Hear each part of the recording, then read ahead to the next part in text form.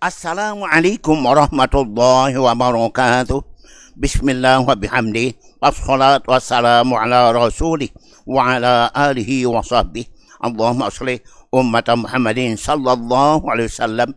Farij an ummati Muhammadin sallallahu alaihi wasallam. Warham ummata Muhammadin sallallahu alaihi wasallam. Wanshur wa fadh wa ayyidna al watan fil alamin bihaqqi Muhammadin sallallahu alaihi wasallam. Amma ba'du. Kaum muslimin dan muslimat, para penggemar tanya jawab agama Islam dimanapun Pung Sami berada. Moga-moga saya jumpai Pung Sami dalam keadaan sehat walafiat bersama semua keluarga. Amin. Allahumma amin. Dan kita baru saja peringati hari ulang tahun NTB kita yang ke-64. Apabila bicara tentang daerah NTB maupun daerah lainnya, ingat kita kepada pilar negara yang disebut oleh Kanjeng Nabi SAW. Ada 8 pilar negara. Pilar negara menurut pemerintah ada 4, tapi menurut Nabi ada 8. Menurut negara ada 4. Pancasila, Undang-Undang Dasar 45, Bhinneka Tunggal Ika, dan NKRI. Semuanya hafal, itu hafal buat mahat. Tapi bagi kita umat Islam, pilar negara menurut Nabi ada 8. Okay? Ad-dunia bustan tazazyanat bi khamsati asya. Wa mud-dunya bi arba'ati asya. Demikian dikumpulkan maka menjadi 7 atau 8 pilar negara menurut Kanjeng Nabi. Yang pertama, ilmu ulama. Pilar negara nomor 1 adalah ilmunya para alim ulama, para tuan guru, para tokoh agama kita. Karena berkat jasanya alim ulama, negara kita aman, damai. Orang berakhlak, beribadah pada Allah Ta'ala. Yang kedua, yaitu adlul umarok, keadilan para pejabat. Dari tingkat yang paling rendah, kadus, sampai paling tinggi presiden. Kemudian yang ketiga adalah, yaitu amanatul tujar, amanahnya para pengusaha, pengendali ekonomi negara. Amanah mereka adalah tiang negara yang ketiga. Dan yang keempat, sakhawatul agniya, pemurahnya orang kaya. Orang kaya yang murah-murah itu pilar negara. Dan daerah kita banyak orang kaya yang pemurah-pemurah. Kemudian yang kelima, du'aul fuqara, doanya orang miskin, pilar negara. Andai kata tidak kena doa orang miskin, dah lama runtuh langit dan roboh bumi kita. Karena itu kita bersyukur masih ada orang-orang yang suka berdoa kepada Allah, hiziban dan sebagainya. Karena itu maka kita perlu dukung orang suka berdoa, bantu, disokong mana-mana air mineral, umpamanya 1 dus dan lain sebagainya. Pilar negara berikutnya, ibadatul ubbad, ketekunan ibadah hamba-hamba Allah yang ikhlas ibadah. Ibadahnya hamba-hamba Allah. Dikata orang-orang tak lagi senang ibadah, tak rajin ibadah, tak senang jamaah, tak senang solat, ngaji dan sebagainya. Mungkin sudah banyak bala bencana musibah yang terjadi. Kemudian pilar negara yang ke-7 sabda Nabi, nasihatul muhtarifin. Jujurnya, disiplinnya, taatnya, baktinya kepada orang-orang jadi pegawai, karyawan, buruh, pekerja yang jujur. Semua dari yang tinggi sampai yang rendah, semua pegawai, karyawan, pekerja, semuanya pada jujur dimanapun mereka berada. Semuanya berdasarkan kejujuran. Apa yang kita saksikan tadi sungguh sangat prihatinkan. Sekian orang ditangkap KPK. Sekian dari Mahkamah Agung ditangkap KPK, 13 orang. Insya Allah. Kalau begini, bisa-bisa negara kita menjadi tidak tegak tiangnya. Tiang negara yang ke-8 sabda Nabi adalah kaum wanita. Kaum wanita. An-nisa'u imadul bilad, in saluhat pasaluhat, in pasadat papasadat. Kaum wanita itulah tiang negara. Apabila baik kaum perempuan, baik bangsa negara, rusak perempuan, rusak bangsa dan negara. Itu para pendengar. Mari kita pertahankan 8 ini sebagai pilar negara menurut Kanjeng Nabi Muhammad sallallahu alaihi wasallam. Para pendengar, Nabi SAW bersabda, khamsun bi khamsin. 5 perbuatan menimbulkan 5 akibat. 5 perbuatan menimbulkan 5 akibat. Apa itu? Pertama, sabda Nabi, ma zaharatil fasyatu bi qaumin illa fasabimul maut fasahimul auja allati lam takun fi aslaf. Apabila banyak terjadi perzinahan, pelacuran, perselingkuhan, seks bebas di mana-mana terjadi, maka pertama akan banyak terjadi kematian-kematian, entah kerana gempa bumi, entah kerana bencana alam, entah kerana penyakit, entah kerana saling bunuh-membunuh. Yang kedua, kan banyak terjadi penyakit yang belum pernah terjadi sebelum-sebelumnya. Itu sabda Nabi. Yang jangan corona ini juga termasuk. Karena perbuatan manusia-manusia yang tidak menjaga diri pada seks bebas, perbuatan zina, kemesuman dan sebagainya. Yang kedua, mahakamu aimmatuhum bi hukmillah. Apabila orang tidak mau berhukum lagi, tak lagi pakai hukum, yang penting semau-maunya, maka yang terjadi adalah yaitu ba'suhum bainahum. Kan banyak terjadi yaitu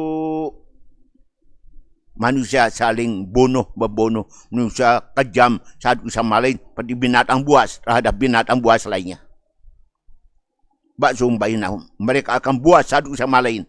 Tidak akor, tidak damai. Kenapa? Mereka tidak lagi pergunakan hukum. Yang dipakai adalah nafsu. Hingga terjadi hal demikian itu. Yang ketiga, tiada mereka menunaikan janji. Melainkan akan datang musuh dari luar yang akan mengambil hak-hak mereka. Kemudian berikutnya, tiada mereka mengurangi timbangan dan takaran. Tak amanah. Tak jujur dalam jual beli, dalam bisnis. Kita lihat mana-mana ada yang ditangkap karena yaitu tambang ilegal. Apabila mereka tidak jujur dalam bisnis jual beli, yang terjadi ada 4 sabda Nabi. Pertama, banyak akan terjadi gagal panen. Tak kena hujan atau musim kemarau. Kemudian akan terjadi yaitu musim kering yang berkepanjangan. Karena akan terjadi yaitu harga barang yang serba mahal. Dan akan banyak terjadi orang-orang yang zalim, aniaya, tidak berlaku adil. Itu yang akan terjadi. Kemudian apabila masyarakat dan tak lagi kenal namanya zakat, apalagi sedekah, manusia pelit dan bakhil, yang terjadi adalah yaitu Allah akan tahan turunnya hujan dan akan dibiarkan harta mereka tidak dapat lindungan dari Allah. Tidak dilindungi harta kaya manusia. Kenapa? Banyak orang tidak berzakat. Ma dha'a malun fi barin wala bahrin illa biman'i zakat. Tidak akan hilang harta di darat, di laut, pasti karena banyak orang tidak berzakat di tempat itu. Man mana zakat, mana Allah minhu hifdzal mal. Apabila masyarakat tidak berzakat, Allah tidak melindungi harta dan kekayaan mereka. Para pendengar, itu yang akan terjadi apabila banyak orang tidak berzakat. Oh, na'udzubillah min zalika. Para pendengar, mari kita dengar wawancara Nabi kita SAW dengan Abu Zar Al-Ghifari. Dialog Nabi dengan Abu Zar. Dialog Abu Zar dengan Nabi SAW. Abu Zar bertanya pada Nabi. Dia adalah orang yang paling rajin bertanya pada Nabi. Pada kesempatan selalu dia bertanya. Abu Zar bertanya, ya Rasulullah, amartana bersedekah. Fama sedekah? Ya Rasulullah, kau suruh kami bersedekah. Kau suruh kami bersedekah pada fakir miskin, yatim piatu, dan yang lain-lainnya, jompo-jompo. Apa kelebihan sedekah ya Rasulullah? Hikmah sedekah? Nabi menjawab, as-sadaqah fi sirri tudfi'u ghadabar rabbi. Hai Abu Zar, sedekah dengan sembunyi-sembunyi dapat memadamkan murkanya Allah, dapat memadamkan marahnya Allah SWT. Wasadaqah bil alaniyah, sedekah terang-terangan. Tudhibu an sahibiha sab'am mi'atin minasyari. Sedekah terang-terangan tapi ikhlas dapat menghilangkan 700 dosa. 700 dosa orang bersedekah. Sama Bunda Ibu M. Syafi'i. Ya. Apalagi ibu-ibu yang lainnya. Maka hilang dosa 700. Sekali sedekah, dosa hilang 700. Banyak sekali dosa kita. Sekian jawaban Nabi. Dan sekali sedekah dapat menghilangkan sab'ina babam minal bala, menjauhkan kita dari bala bencana musibah, 70 bala bencana musibah. Sekali sedekah hilang 70 bala bencana. Wa sedekah tutfi'ul khati'ah. Sedekah itu dapat menghilangkan dosa dan dosa. Bagaimana padamnya, yaitu api disiram dengan air. Wa ghadabar rabbi. Dan sedekah dapat memadamkan marahnya Allah, murkanya Allah. As-sadaqah syai'un ajib. As-sadaqah syai'un ajib. Jawaban Nabi SAW. As-sakhiyu qaribu minallah, qaribu minan nas, qaribu minal jannah, ba'idu minan nar. Orang pemurah itu dekat kepada Allah, dekat pada manusia, dekat pada surga, jauh dan jauh dari api neraka. Gitu bunyi hadisnya Ibu Sumi. Alhamdulillah. Dan telah menyantuin yatim kemarin hari Jumat dan merangka menyambut tahun yang akan datang dan mengakhiri tahun yang sekarang. Mudah-mudahan tahun depan dan masih selamat, panjang umur, sehat walafiat. Iqamah ibadah, murah rezeki yang halal. Amin. Ya Nabi Allah, fayul hijrah abdal. Ya Rasulullah, apa hijrah paling abdal? Apa hijrah paling abdal ya Rasulullah? Nabi menjawab, hijrah paling abdal antahjura su'a. Kau menjauhkan diri pada yaitu kejahatan-kejahatan dan dosa-dosa serta maksiat-maksiat. Sekarang ini para pendengar, paling banyak kita lihat yaitu hilangnya akhlak, berkurangnya akhlak, jauh manusia pada akhlakul karimah. Dan Nabi mengatakan yaitu paling banyak menyebabkan orang masuk surga adalah taqwa Allah, husnul khuluq. Aksaru ma yudkhilul jannah taqwa Allah, husnul khuluq. Paling banyak menyebabkan orang masuk surga adalah takwanya pada Allah, taatnya pada Allah, dan akhlak yang mulia, akhlak yang mulia. Akmalul mu'minina imana ahsanum khuluqa wal tafahum bi ahli. Orang mukmin yang paling sempurna imannya dan orang paling baik akhlaknya dan yang paling penuh kasih sayang kepada keluarganya, pada istrinya, pada anaknya, pada ibu bapaknya, kepada keluarganya. Orang demikian paling sempurna imannya. Innama bu'istu yutammima makarimal akhlak. Aku sungguhnya diutus Allah adalah untuk menyempurnakan akhlak. Sekarang ini yang kurang adalah akhlak. Di mana-mana. Tanyaan-tanyaan tulab talibat paling banyak masalah akhlak. Ya Allah. Demikian. Nabi tanya oleh Abu Zar kembali. Ya Rasulullah, ayun nasi aslam. Siapa yang paling baik Islamnya Rasulullah? Siapa paling baik Islamnya? Apa kita sudah paling baik Islam kita? Apa Nabi? Dah selesai salat isya. Maka Nabi menjawab, paling baik Islamnya man saliman muslimun mil lisanihi wa yadi. Man saliman nas mil lisanihi wa yadi. Orang paling menselamatkan orang lain dengan lidahnya dan tangannya. Tidak mengganggu orang dengan lidah dan tangan kita. Orang Islam yang paling baik Islamnya. Dan ganggu orang dengan tangan kita, ya. Dan ganggu orang dengan kata-kata kita, enggak. Maka kita adalah orang paling baik Islam kita. Alhamdulillah. Ya Rasulullah, ya Nabi Allah, ayun nasi ajaz. Siapa manusia yang paling lemah? Siapa manusia yang paling lemah, ya Rasulullah?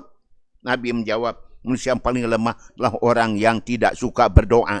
Man ajaza anid doa. Orang tidak suka berdoa.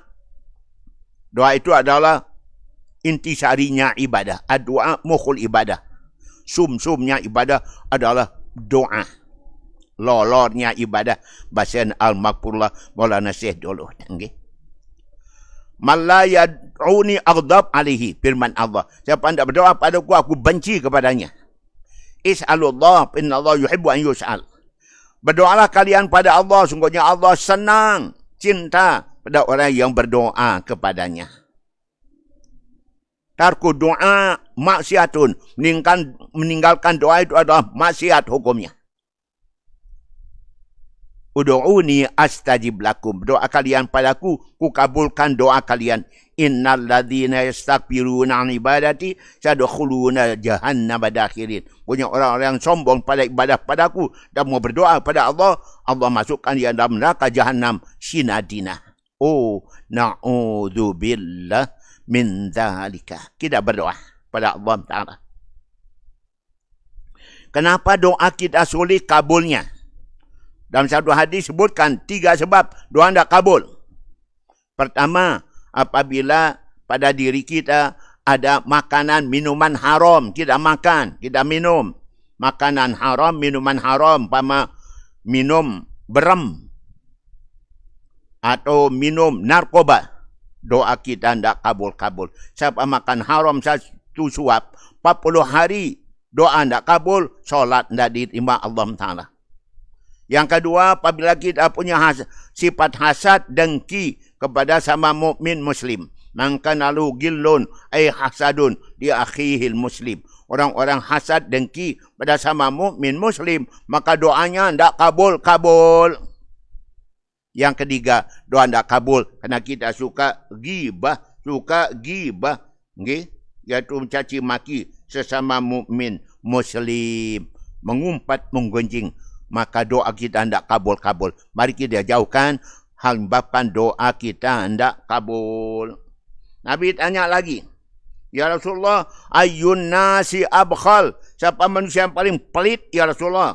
Siapa manusia yang paling pelit?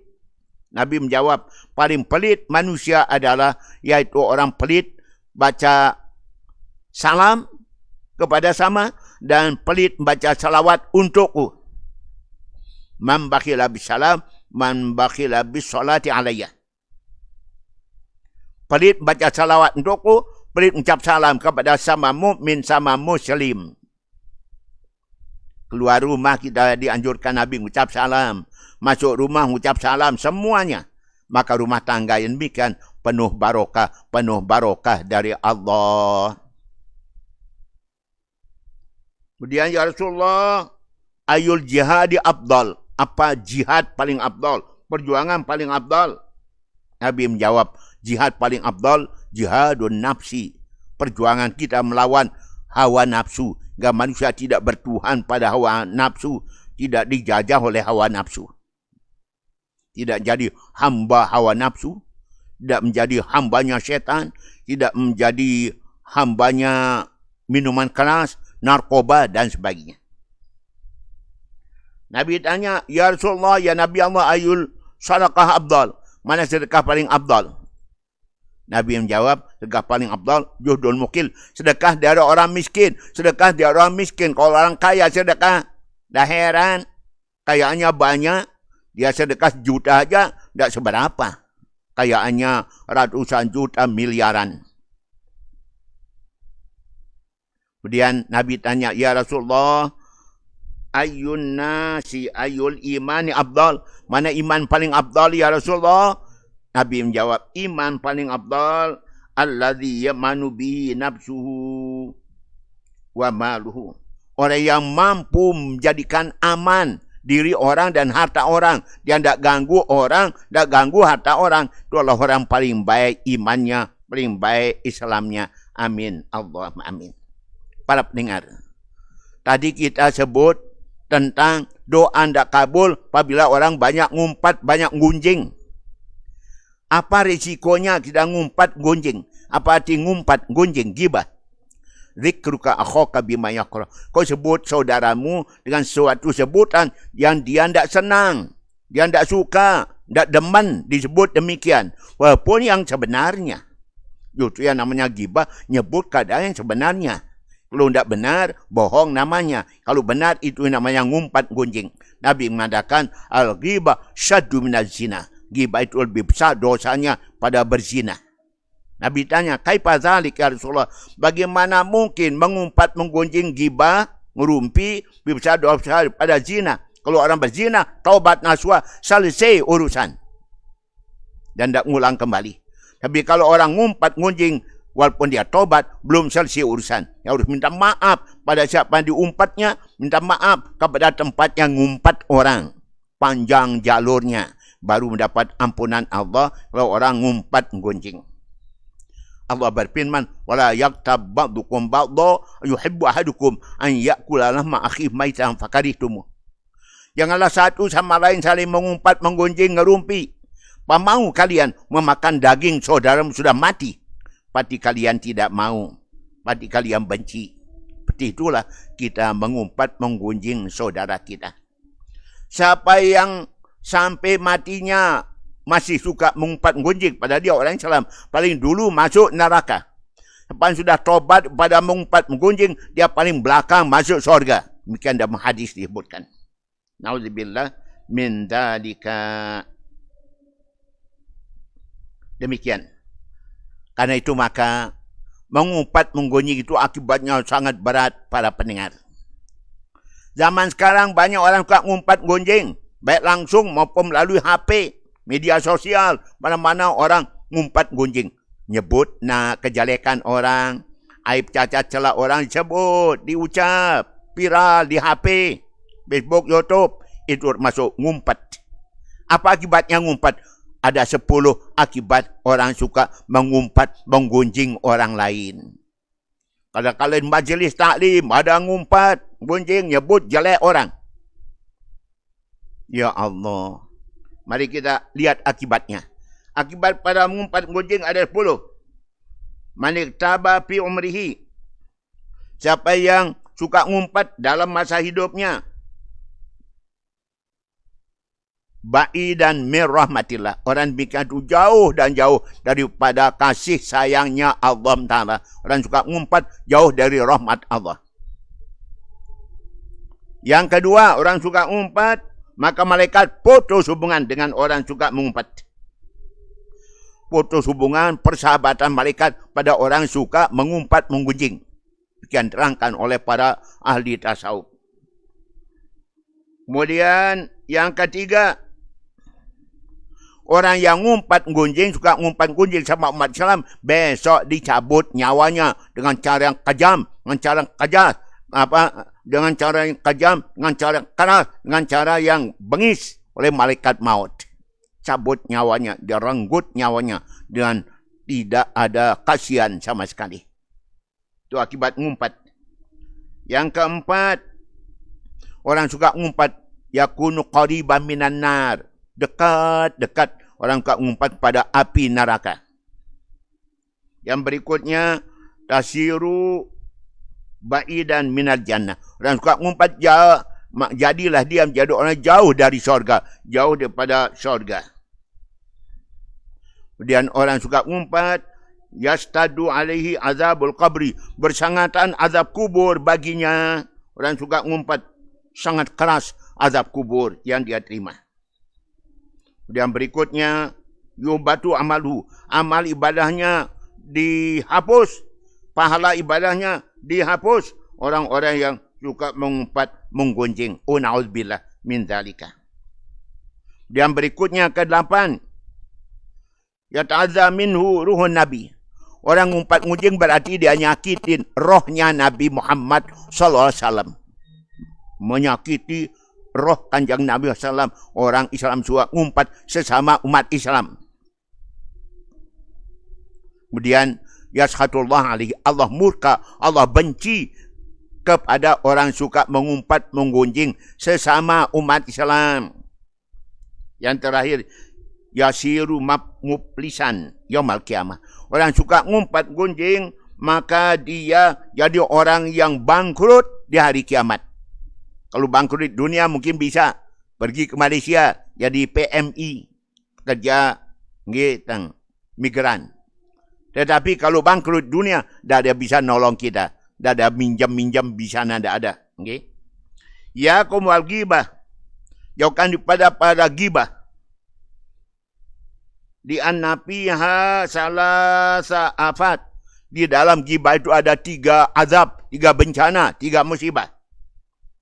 Yang pertama, tidak diterima doanya. Orang suka ngumpat, tidak diterima doanya. Tak kabul doanya. Kemudian yang kedua, tidak diterima amal ibadahnya. Tidak diterima kebaikan-baikannya. Yang ketiga, tazdadu alaihi sayiat. Bertambah-tambah besar dosanya orang-orang yang suka mengumpat, menggunjing orang lain. Nah itu mari para pendengar, kita hindarkan diri pada kebiasaan kita mengumpat, menggunjing sesama umat Islam. Amin. Allahumma amin. Biar kita semua pada selamat dunia dan akhirat. Mari kita jawab tanyaan dari Tolab Talibat. Okay? Apa bunyi pertanyaan Tolab Talibat Ma'had? Assalamualaikum warahmatullahi wabarakatuh. Waalaikumsalam warahmatullahi wabarakatuh. Katanya semua mazhab yang 4 adalah Ahlussunnah wal Jamaah. Betul dan betul. Mazhab yang 4, mazhab Maliki, Hanafi, Syafi'i, Hambali, semuanya Ahlussunnah wal Jamaah. Ini tanyaannya. Tak ada yang sesat dan tidak ada yang saling menyesatkan. Betul. Mereka saling menghormati, paham masing-masing. Perbedaan masing-masing mereka saling hormati. Tak ada mengatakan mazhab ini sesat, mazhab ini sesat. Tak ada. Apalagi ini bid'ah, ini dhalalah finnar, tidak ada. Dalam kalangan imam-imam mazhab yang 4. Maka siapa Imam Ibnu Taimiyah? Imam Ibnu Taimiyah itu adalah imam yang hidup pada abad yang ke-7. Masuk abad ke-8. Dia punya paham yang sangat keras. Dan lain. Yang mengatakan Allah duduk di arash. Seperti saya duduk di kursi, seperti ini duduknya Allah. Dilempar Ibnu Taimiyah sedang beri pengajian oleh sandal-sandal jamaah yang hadir. Ibnu Taimiyah meninggal dunia dalam penjara, dipenjara oleh penguasa Islam pada waktu itu. Karena pahamnya yang jauh berbeda dengan umat Islam. Kalau Syekh Abdul Wahab hidupnya pada abad 18 Hijriah, Miladiah. Yang meninggal dunia pada abad 18. Kemarin berarti. Sekitar yaitu 200 tahun yang lalu. Syekh Abdul Wahab. Paham Wahabiyah. Okay? Demikian. Itu sama kita maklum. Lanjut. Dari siapa? Tanyaan. Assalamualaikum warahmatullahi wabarakatuh. Waalaikumsalam warahmatullahi wabarakatuh. Di saat kita sedang sholat, tiba-tiba ada angin sedikit keluar dari bawah. Gimana sholat kita? Batal. Kalau Anda yakin keluar angin. Okay? Ingat, setan suka mengganggu kita dalam sholat. Sengaja dia niup-niup dari bawah. Enggak seakan-akan kita keluar angin. Okay? Maka Nabi mengatakan, jangan kalian batalkan sholat. Kecuali kalian mencium bau busuk atau mendengarkan suara. Tasma'u sautan o tajidarihan. Kamu dengar suara atau kamu mencium bau yang tidak sedap. Baru kamu batalkan sholat. Kalau tidak, lanjut sholat. Setan sengaja niup-niup dari bawah. Gitu dia. Kalau nyata ada suara, ada bau, maka batalkan solat Anda, ulangi lagi solat, telah berwudu.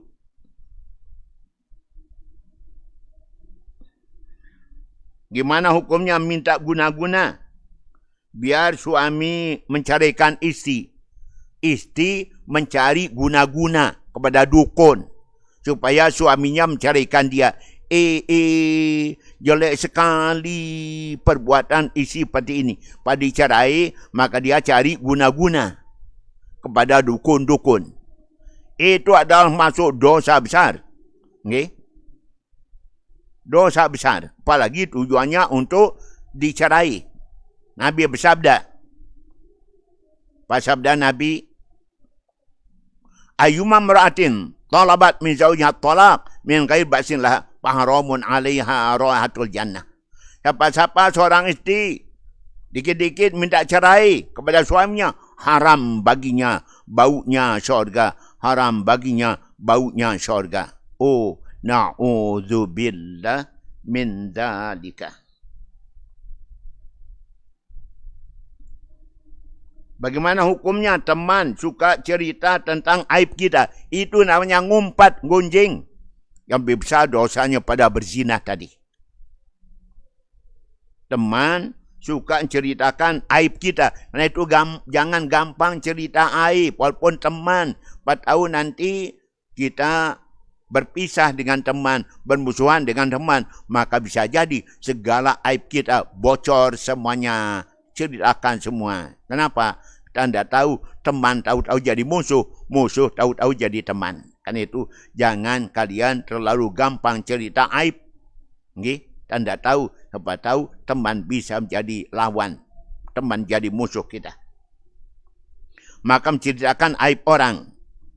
Besok, sebelum dia mati, dia akan berbuat yang sama. Man ayyara akhahu bidzambin lam yamut hatta ya'malahu. Siapa menghina saudaranya karena saudaranya pernah berbuat dosa, kesalahan, sebelum mati, orang menghina ini pasti dia akan berbuat yang sama.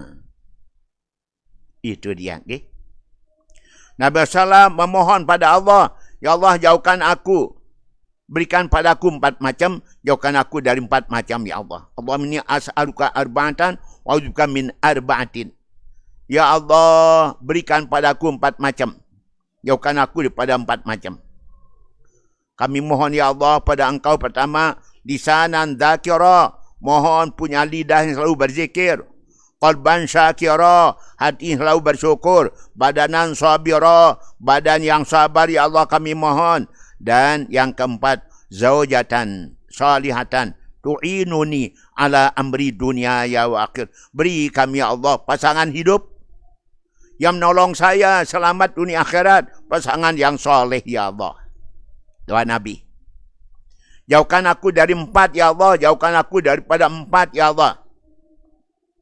Dari apa yang 4 itu? Pertama, yaitu daripada sahabat yang jahat. Sahabat yang jahat, apabila melihat kebaikan kita sembunyikan. Tapi kalau dia melihat kekurangan kita, dia akan ceritakan kemana-mana. Kemudian dari harta, bawa bencana. Harta yang bawa bencana. Kemudian daripada punya anak yang bikin dirinya jadi bos majikan. Orang tua jadi budak pesuruh. Aku berlindung pada ya Allah. Yang keempat, punya istri. Istri yang bikin aku beruban. Belum masanya beruban ya Allah. Selalu merongrong suami sehingga istrinya, suaminya menderita akibatnya. Tadi dari teman yang jahat, apabila melihat kebaikan disembunyikan, apabila melihat kekurangan kita, dia akan sebarluaskan. Berlindung padamu ya Allah. Itu doa Nabi kita Muhammad SAW.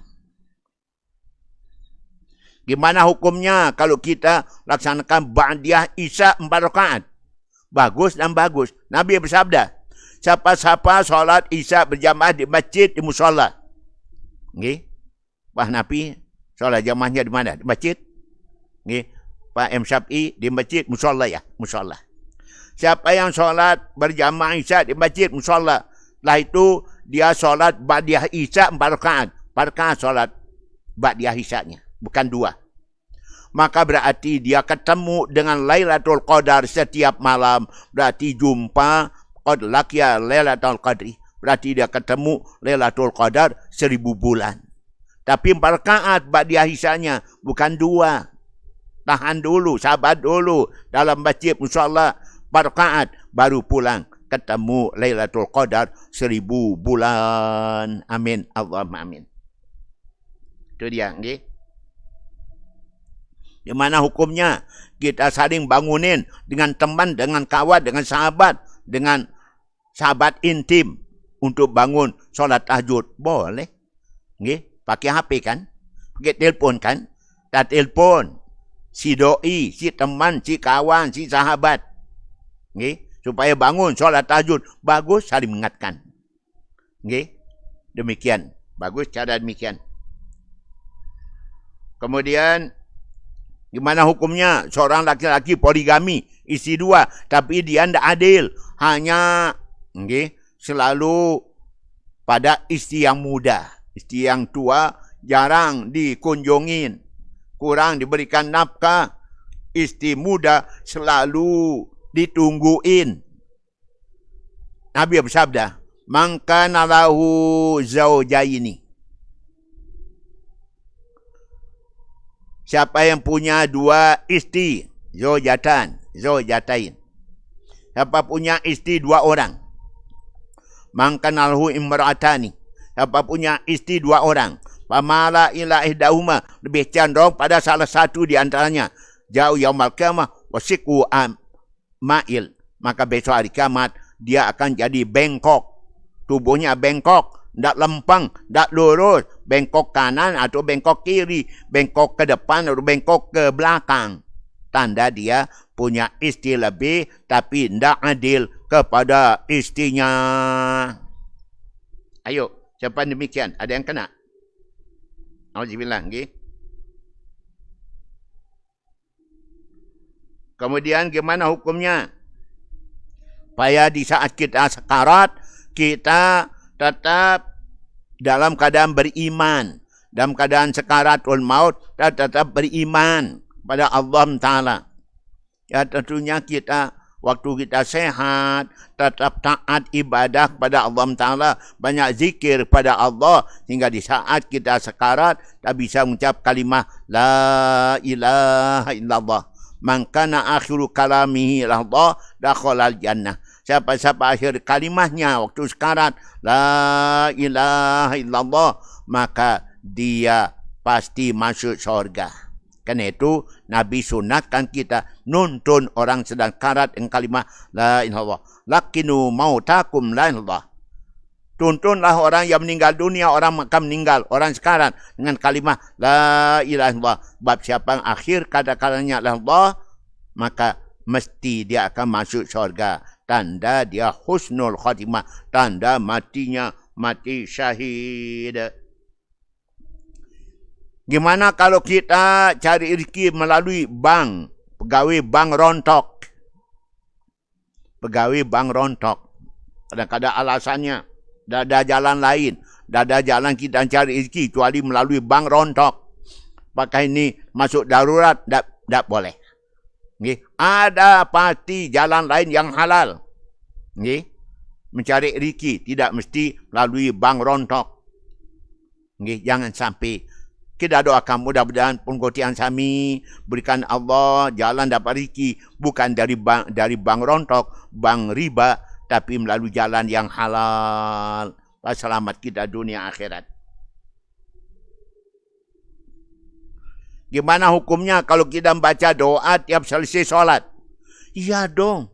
Kalau kita tidak baca doa habis sholat, doa paling kabul, doa selesai sholat. Doa dalam sujud, doa tengah malam, doa yang paling kabul, doa malam Jumat, paling kabul. Gimana hukumnya kalau kita membaca doa tiap selesai sholat, sama selalu. Habis sholat subuh, zuhur, asar, maghrib, isya, sama doanya, tidak apa-apa, boleh. Padahal kita yakin betul. Kanjeng Nabi selamanya tidak pernah meninggalkan doa sapu jagat. Rabbana atina fid dunya hasanah fil akhirati hasanah wa qina azabannar. Nabi selalu pakai doa ini kapanpun dia berdoa. Selesai sholat dan kapan yang lainnya. Maka tetap pakai doa sapu jagat. Boleh. Yang penting yakin dengan doa kita itu. Demikian. Yang penting berdoa. Siapa tidak suka berdoa, Allah benci kepadanya. Allah tidak suka padanya. Kemudian, tidak suka memberi pada mertua. Para pendengar, kita wajib bakti pada mertua. Abaukum salasa, Orang tuamu ada 3 tempat kau wajib bakti. Alladzi waladaka. Orang tua yang melahirkan kamu, ibu, bapa kandung, wajib bakti. Wajib peduli, wajib nolong. Apabila dia sudah tua, tak mampu lagi mencari nafkah rezeki, wajib ditolong oleh anak-anaknya. Yang kedua, allazi zawwajaka ibnat. Orang tua yang mengawinkan kamu dengan anaknya, mertua, wajib bakti sama mertua, peduli sama mertua. Yang ketiga, allazi 'allamaka ilman. Orang tua yang ngajar kamu ilmu pengetahuan, para guru, para asatiz, para masyayikh, para tuan guru ngajar kita ilmu, wajib kita bakti padanya. Wa huwa afdaluhum. Paling afdal orang tua kita. Dan 3 adalah yang ngajar kita ilmu pengetahuan, para masyayikh, para asatiz, ustazat kita. Demikian ki. Baik. Gimana hukumnya seorang ibu suka marahin anak, suka mukul anak? Anak yang perempuan. Jangan gitu dong, Bu. Tak boleh suka mukul, suka marah. La taghdab, tadkhulul jannah. Yang suka marah, jangan suka marah, kau pasti masuk surga. Tuh. Orang yang suka marah, jelas tidak dijamin surga. Orang tidak suka marah, dijamin masuk surga. Mudah-mudahan. Okay? Maka kepada anak, jangan dididik dengan marah. Didik anak kita dengan penuh kasih sayang. Anakku sayang. Kalau begini caranya, kan lebih bagus anakku. InsyaAllah dia nurut, dia mati.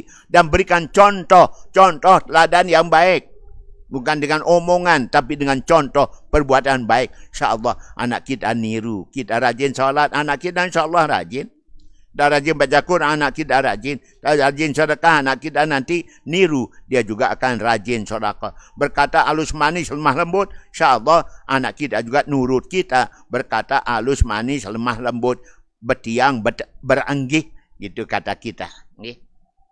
Baik. Kemudian, gimana hukumnya? Ninggalkan anak kita masih kecil, pergi mencari nafkah ke luar negeri. Ya Allah. Walaupun boleh saja umpama kita tinggalkan sama bibinya. Dan tinggalkan kepada ibu, kepada mertua, kepada ipar. Tapi kalau masih kecil, mohon supaya anak kita dirawat dulu. Nanti kalau sudah agak besar, baru kita tinggalkan mencari rezeki, mencari nafkah. Kasihan anak. Karena anak memerlukan kasih sayang.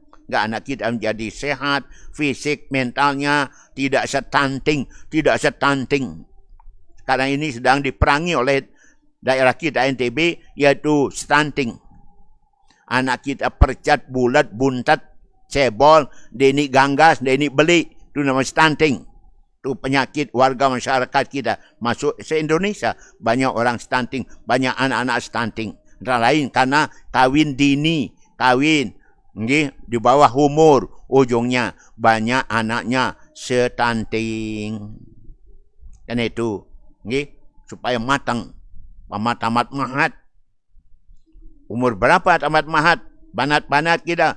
Umur 22 tahun, 23 tahun. Nah, matang dia. Umur sekian, langsungkan perkawinan. Masya Allah. Baik, terima kasih. Kemudian, gimana hukum? Perempuan potong rambut tanpa izin suami. Walaupun diizinkan suami, jangan potong rambut kayak laki. Kalau rambutnya dipotong tapi masih lebih panjang, tidak menyamai laki-laki, silakan. Untuk memudahkan nanti waktu berwudu, waktu mandi, dan sebagainya. Rambutnya dikit dipotong. Tapi tidak seperti rambut laki-laki yang pendek gitu. Tidak boleh menyamai. La'anallahu sabihina minar rijal binisa, wa sabihat minan nisa birijal. Dilanat Allah laki-lakinya makan diri perempuan, perempuannya makan diri dengan laki-laki. Umpama ada mahal, potong rambut kayak laki-laki. Dan dia seorang perempuan dan dia adalah seorang muslimat. Enggak rambutnya yang pendek kelihatan, tidak pakai jilbab. Ya Allah. Tidak pakai jilbab itu dosa. Siapa wanita tak pakai jilbab, besok masuk neraka, digantung rambutnya di dalam api neraka. Mari diingatkan pada semua siapa saja. Saya syukur melihat banyak orang-orang yang rambutnya tertutup, seorang wanita muslimat tutup kepala dengan jilbabnya. Alhamdulillah. Satu dua muslimat yang tidak pakai jilbab, banyakkan pakai jilbab di mana aja. Saya lihat rumah sakit, Selong, ya Allah, paling banyak pasien kaum wanita, semua rata-rata pakai jilbab. Kalau tidak pakai jilbab, saya jadi dia bukan Islam, non-Islam. Itu juga saya lihat di rumah sakit provinsi. Di situ juga rata-rata para dokter-dokter spesialis pakai jilbab dia. Kalau tidak pakai jilbab, saya jadi dia bukan Islam, non-Islam.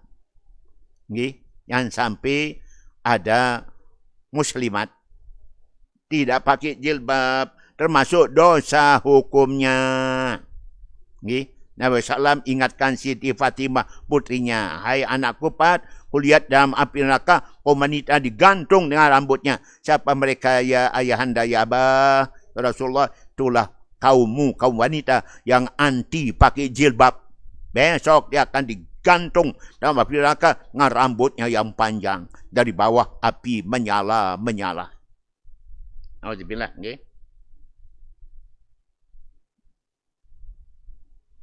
Kemudian terjadi perceraian seorang istri dengan suaminya.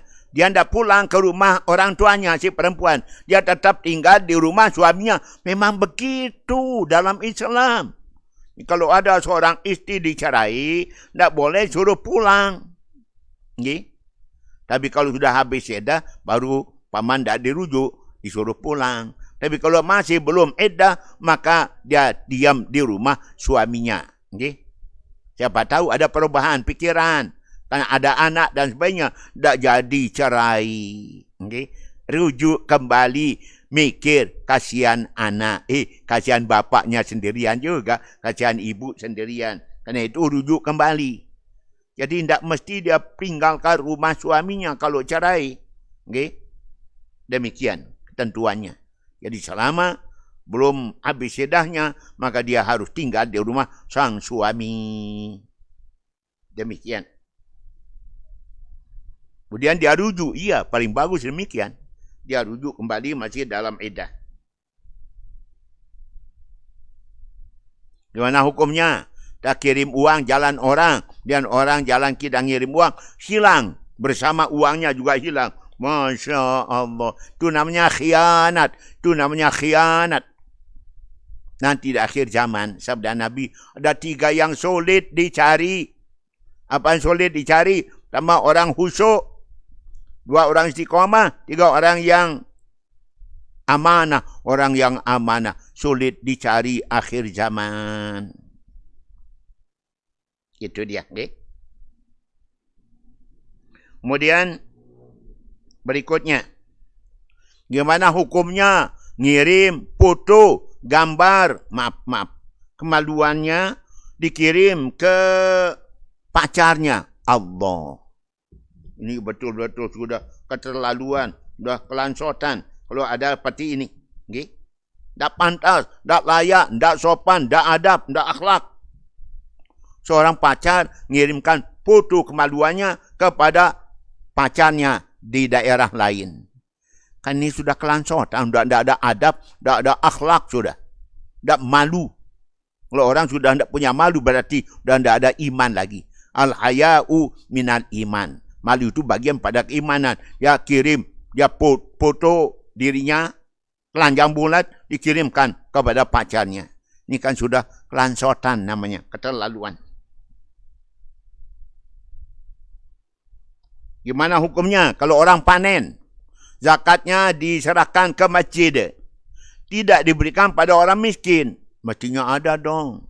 Zakat itu harus ada untuk fakir miskin. Ada untuk sabilillah. Sabilillah itu masjid.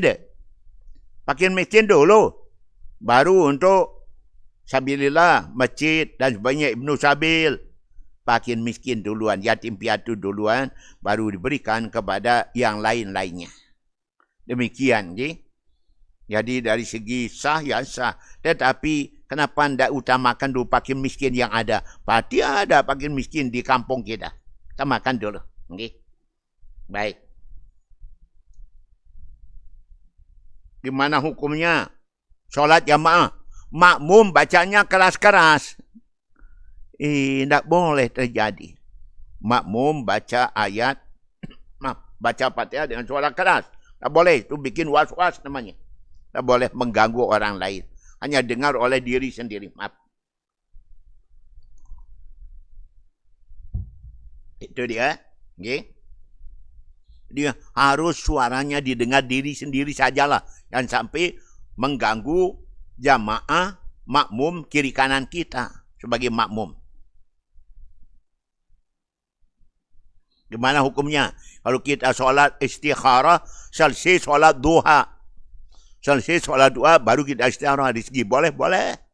Sebelum duha istikharah boleh. Malam hari boleh. Siang hari boleh. Tapi kan biasanya paling bagus sholat-sholat sunat itu adalah malam hari. Abdalus sholat ba'dal maktubat, sholatul lail. Sholat paling abdal setelah sholat padu, sholat malam. Dan itu tahajudnya, witirnya, bayang hajatnya, istikharahnya, semua kita kerjakan pada malam hari. Tentu bagus. Gimana hukumnya? Kita jawab azan dulu. Baru kita mengerjakan sholat tahiyatul masjid. Kita masuk masjid, mulai azan. Jangan duduk dulu. Berdiri, jawab azan. Setelah itu baru kita tahiyatul masjid.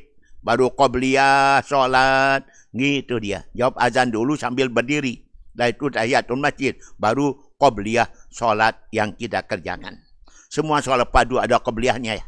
Masuk sholat Jumat, ada qobliyahnya. Ada mengatakan haram. Mengerjakan qobliyah Jumat.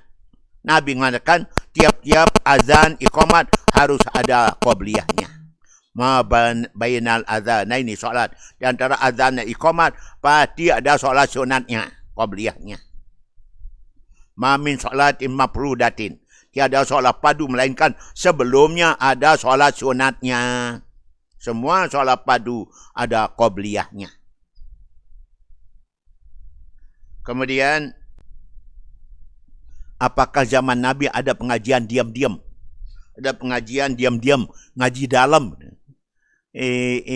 Semua pengajian cara terang-terangan. Semua pengajian Nabi, semua mendengarkannya, semua mengikutinya, semuanya menyimaknya. Dah cara diam-diam. Ayo, bagian para sahabat masuk dalam ruangan Nabi untuk mendengarkan pengajian. Yang lain, tak usah mengikutinya. Tak ada demikian, tak ada sejarahnya, tak ada riwayatnya. Nabi mengajak sahabat ngaji diam-diam. Separuhnya saja yang mendengar, yang lainnya biar tak usah mendengar. Tak ada demikian. Setelah Nabi pindah ke Madinah. Ya. Kemudian gimana hukumnya telur? Telur ayam, telur bebek yang sudah temburukan. Ada merah-merah di dalam telur itu. Itu kita rebus. Dah masak, dah makan. Kalau sudah ada merahnya, berarti ada darah. Kalau sudah ada darah, darah hukumnya ngejis. Tak boleh. Okay? Biar kasih meong, kasih anjing. Manusia tidak boleh makan telur yang sudah temburuk, sudah ada merah-merahnya di situ. Mau jadi anak. Okay? Anak ayam. Gimana hukumnya kalau di RT kita ada orang jual minuman keras? Wajib diingatkan. Kalau kita tidak berani ingatkan, beritahu Pak RT. Pak RT, di RT kita ada orang jual minuman keras. Kalau Pak RT-nya tidak berani, sampaikan pada kadus, kepala lingkungan. Buat tempat kita ini ada yang jual. Agar kita jangan berdosa, jangan ada bikin onar, ribut, rawit tengah malam. Tolong mari kita cegah, nasihatin. Jangan sampai cari Riki jalan menjual minuman keras. Kemudian apalagi kalau ada yang menjual narkoba, wajib dilapor. Pak RT, Pak Lingkungan, biarkan ada orang jual narkoba di RT RW-nya. Maka berarti Pak Lingkungan, Pak Kadus, Pak RT senang melihat merajalelanya narkoba. Wajib dilaporkan kepada Pak Polisi. Biar semuanya mereka pada masuk penjara. Hukuman yang panjang-panjang lama-lama. Penjara pas saya jadi imam khatib 44 tahun sudah. Hampir 50% mereka masuk penjara karena narkoba. Hampir 50% mereka masuk penjara karena narkoba. Dan mereka masih muda-muda, punya istri, punya anak. Kasihan istri dan anaknya. Ditinggalkan oleh orang tuanya masuk penjara sampai 10-15 tahun. Karena narkoba, ngedar narkoba. Tak pandang sekarang. Suami istri jualan narkoba. Sekitaran kita Lombok Timur dah banyak yang menjadi pedagang, penjual, pengedar narkoba. Maka kalau tangkap, hukumannya berat, hukumannya lama di penjara. Ya Allah, ya Rabb. Mari kaum muslimin, muslimat, para pemuda, remaja, jauhkan diri pada narkoba. Kan menghancurkan kita dunia akhirat. Hancur rumah tangga, hancur masa depan. Hancur iman dan takwa kita. Rata-rata mereka yang suka narkoba atau minuman keras, mereka itu tidak sembahyang. Mereka anti sembahyang. Mereka suka berkelahi. Mereka suka tidak akor. Pokoknya kejahatan menimbulkan kejahatan berikutnya. Minuman keras dan narkoba. Itu dia. Kita berlindung pada Allah jangan sampai kejadian demikian. Kemudian disebutkan bahawa minuman keras itu adalah salah satu tanda-tanda pada akhir zaman. Nabi SAW pernah meramal para pendengar. Apa ramalan Nabi? Mari kita dengarkan ramalan Rasul Sallallahu Alaihi Wasallam. Pertama Nabi mengatakan, akan terjadi nanti umatku jadi rebutan. Umatku akan jadi rebutan seperti orang yang sedang kelaparan, perebutkan makanan. Seperti binatang-binatang, perebutkan makanan, sisa-sisa makanan, tulang-tulang. Ya Rasulullah, apakah waktu itu kita umat Islam sedikit? Tidak, kalian banyak. Tapi banyaknya kita umat Islam seperti buih di lautan. Tak punya kekuatan sama sekali. Tak akor, tak damai, tak bersatu. Tak nyambung hubungan. Ujungnya kita tak punya kekuatan. Walaupun banyak tapi laksana buih lautan. Itu akan terjadi. Tidak akan jadi rebutan orang. Kemudian yang kedua, Islam tinggal nama. La yabqa minal Islam illa ismuh, wala minal Quran illa rasmuh. Tidak tinggal dari Islam, melainkan hanya namanya doang. Islam, Islam, solat enggak, ibadah enggak, ngaji enggak, masjid enggak. Ya Allah. Al-Quran tinggal tulisan, dibaca tidak, diamalkan tidak, dipahami tidak, pelajari tidak. Al-Quran tinggal tulisan, Islam tinggal nama. Tanda-tanda kiamat sudah dekat. Dan orang tidak peduli terhadap halal dan haram. La yubali. Tidak peduli. Min ainak tasabah malahu. Dari mana dia peroleh harta. Aminal halal, aminal haram. Halal haram tidak peduli. Yang penting dapat uang banyak-banyak. Ya Allah. Dia akan terjadi juga dan kita sudah merasakan. Akan terjadi umat Islam egois. Nafsi. Diriku. Tak peduli orang lain, tetangga dan sebagainya, famili kerabat. Mereka lapar, mereka miskin. Tak urus. Penting aku kenyang, aku senang, aku bahagia bersama keluargaku. Sifat manusia jadi tatana pasuna. Manusia, orang Islam akan menjadi nafsi. Tak ada barunya saling bekot. Tak ada gaduhnya saling benci. Itu yang akan terjadi. Dan tataqafauna, kalian saling mutus silaturahim. Nabi mengatakan ada 5 perbuatan segera dapat azab Allah sebelum orang mati. Khamsun yu'ajjulullahul uqubah. 5 macam Allah segerakan azabnya sebelum mereka mati. Apa itu? Pertama, al-bagyu, apabila kita berlaku zalim, aniaya kepada sesama. Yang kedua, apabila kita itu al-godaru, nipu daya orang. Pinjam Honda orang, dilego, dijual. Contohnya. Yang ketiga, Uququl walidain, apabila kita durhaka pada orang tua, segera dapat azab Allah sebelum kita mati. Persekot azab namanya.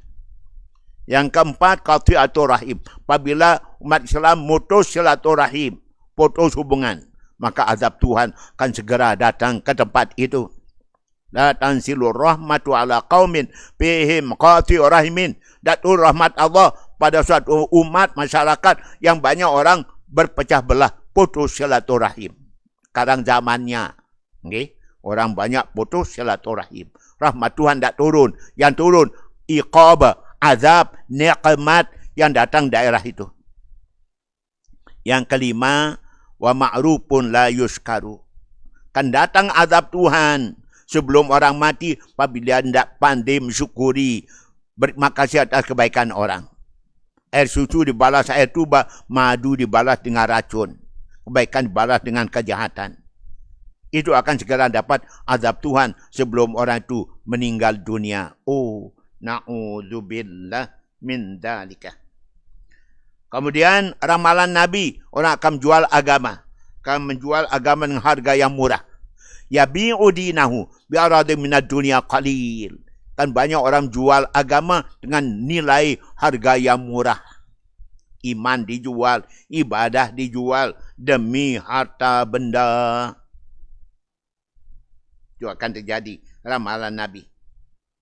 Yang berikutnya, orang meremehkan amanah. Sulit cari orang amanah, orang percayaan. Banyakkan orang khianat. Tanda kiamat dah dekat, banyak orang yang tidak amanah. Banyak orang tak bisa dipercaya lagi. Banyak orang khianat. Kiamat sudah dekat. Kemudian ramalan Nabi, kan banyak orang miskin berlomba-lomba bikin rumah gedung bertingkat-tingkat. Dulu asalnya miskin, kalau udah kaya bisa bikin gedung bertingkat-tingkat, lantai 2, 3, 4, 5, 6 sampai sekian. Okay? Tanda kiamat sudah dekat sabda Nabi. Kemudian bibir manis, hati serigala. Bibirnya manis tapi hatinya serigala. Ada orang demikian. Pura-pura baik tapi hatinya mendendam, membenci. Ya Allah, jangan sampai terjadi demikian. Kemudian cari makan jalan maksiat. Cari makan, cari uang jalan maksiat. Sekarang zamannya. Lihat berita-berita di TV. Selalu ada. Ya Allah. Luar biasa para pendengar. Okay? Kemudian, yaitu 3 perkara paling sulit dicari. Tapi paling mulia. Dirhamun halal. Akhun yusta nasubihi. Sunatun untuk malu biha. Paling sulit cari akhir zaman. Uang yang 100% halal. Ada aja haramnya. Yang kedua, kawan sejati, teman sejati. Yang ada kawan karena kepentingan. Teman karena kepentingan. Ada uang, abang disayang. Tidak ada uang, abang ditendang melayang-melayang. Yang tiga, sulit cari akhir zaman.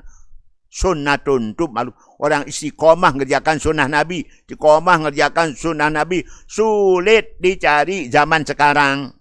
Akhir zaman. Istiqomah pergi ke masjid, ke mushola, istiqomah ngaji, susah dicarinya. Itu ramalan Nabi. Kemudian ini dia mungkin, ini belum kelihatan. Kan datang satu masa di mana orang tidak mau terima sedekah. Kan datang satu masa di mana orang tidak mau terima sedekah. Kenapa?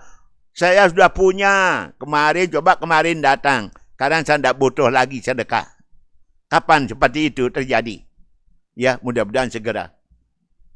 Itu tanda akhir zaman. Dan berikutnya, riba merajalela. Riba merajalela. Dianggap sama dengan jual beli. Riba itu kan sama dengan jual beli.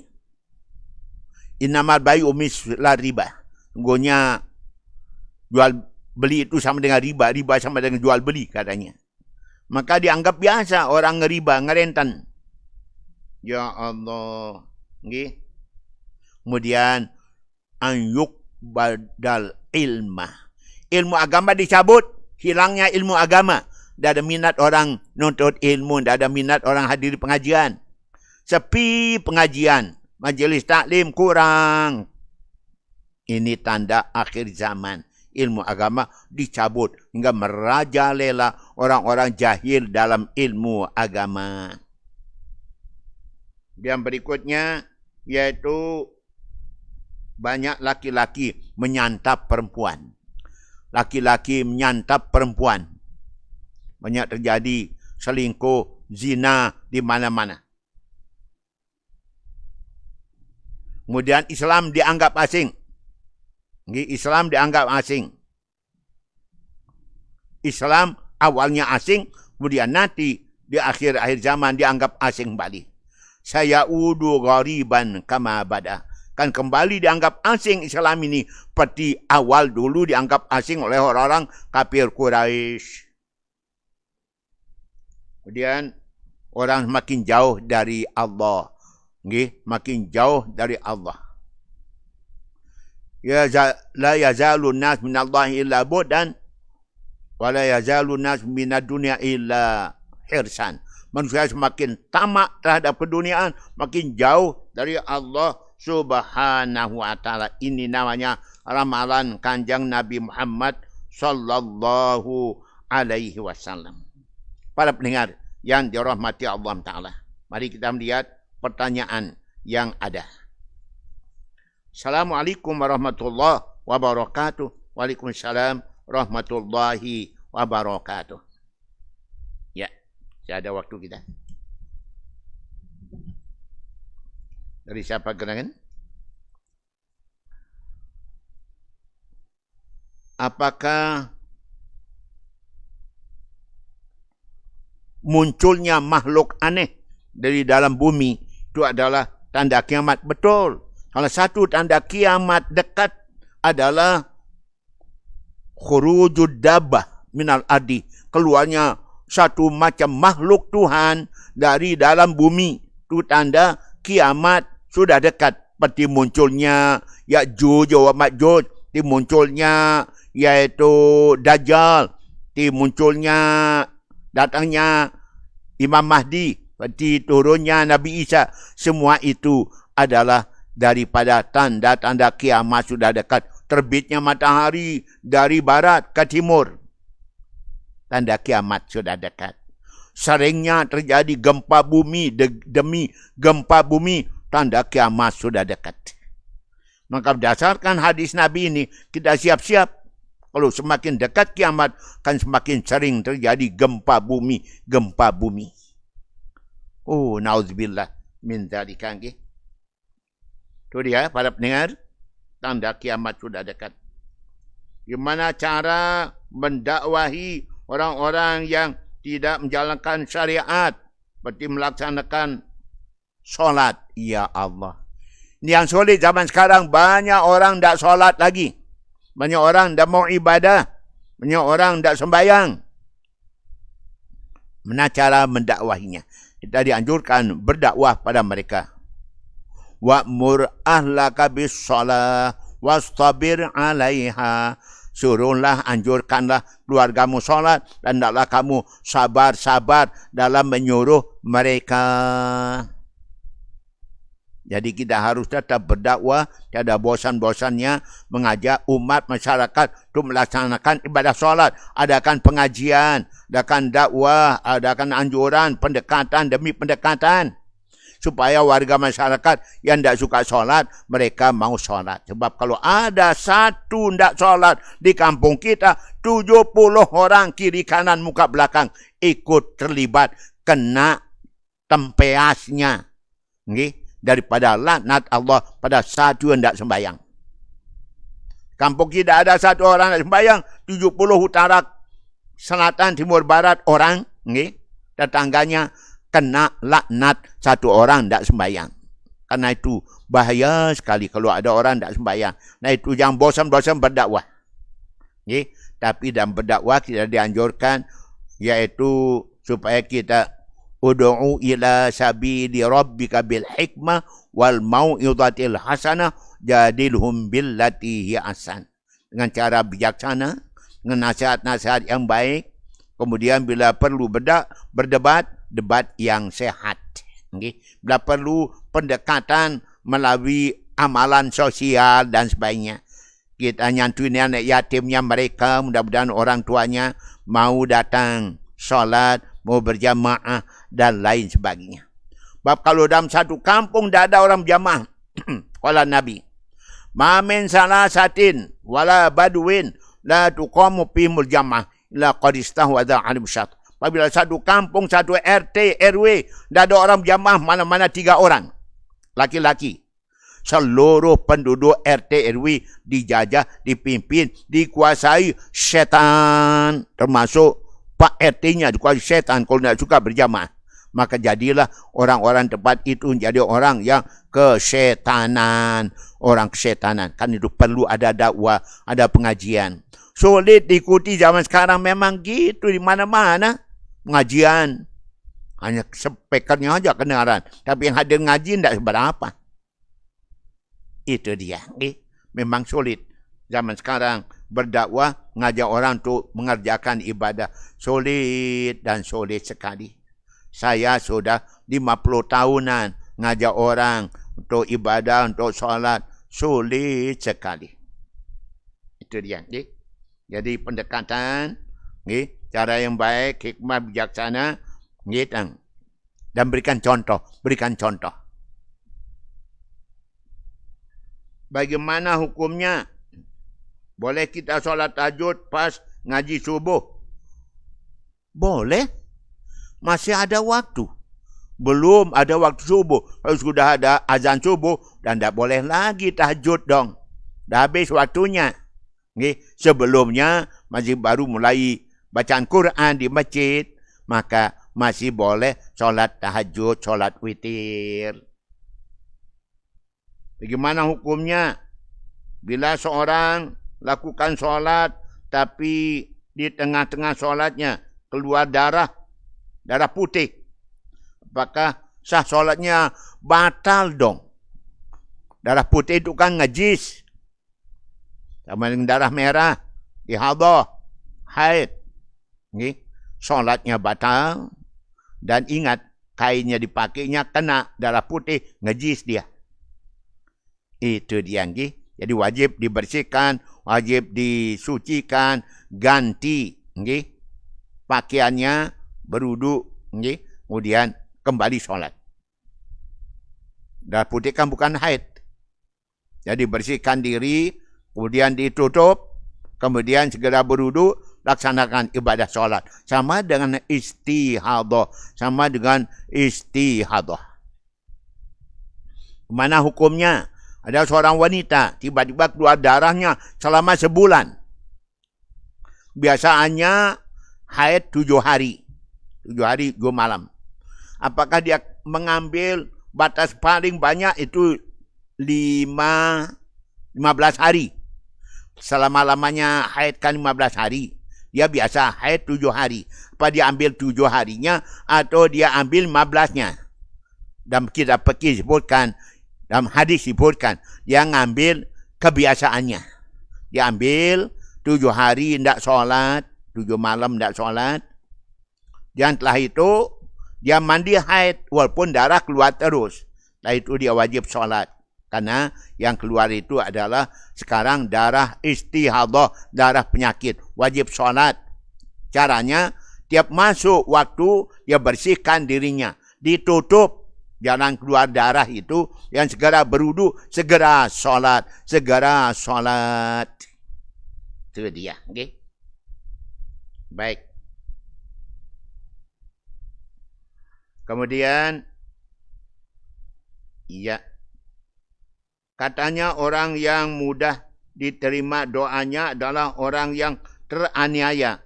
Apa contoh daripada orang teraniaya? Para pendengar. Memang, di antara yang mudah dikabul doanya adalah orang teraniaya. Nabi bersabda, ittaqi da'watan mazlum, innahu laisa bainahu wa bainahu hijab. Takutlah kamu kepada doa orang yang dianiaya, disakiti. Antara dia dengan Allah, tidak ada lagi hijab, tidak ada lagi dinding, tidak ada lagi jarak.